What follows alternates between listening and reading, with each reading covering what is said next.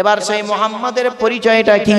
সে মুহাম্মদ সাল্লাল্লাহু আলাইহি ওয়াসাল্লাম কোন বংশে জন্মগ্রহণ করেছে বলুন না?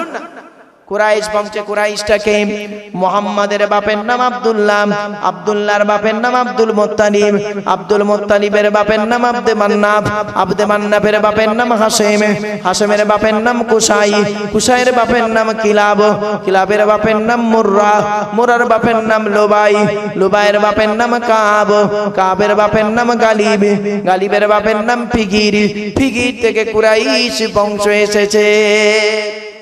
নবীর বাপের নাম আব্দুল্লাহ, মায়ের নাম আমিনা, দাদার নাম আব্দুল মুত্তালিব, দাদির নাম হলো নেতিলা বিনতে খব্বাব, ব্রাকেটে ফাতেমা, কেউ বলেছেন সামিরা।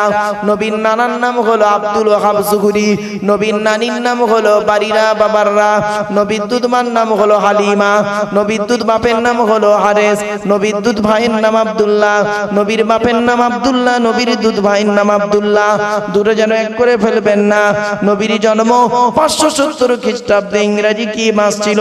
29 আগস্ট, আরবি মাস ছিল রবিউল আউয়াল মাস 12 তারিখ, মতান্তরে 9 তারিখ, সোমবার শবে সাদেকের সময় আরবের মক্কা নগরী কুরাইশ বংশে নবীর জন্ম। নবীর বাপেরা হলো 10 ভাই, নবীর মায়েরা হলো 19 বোন।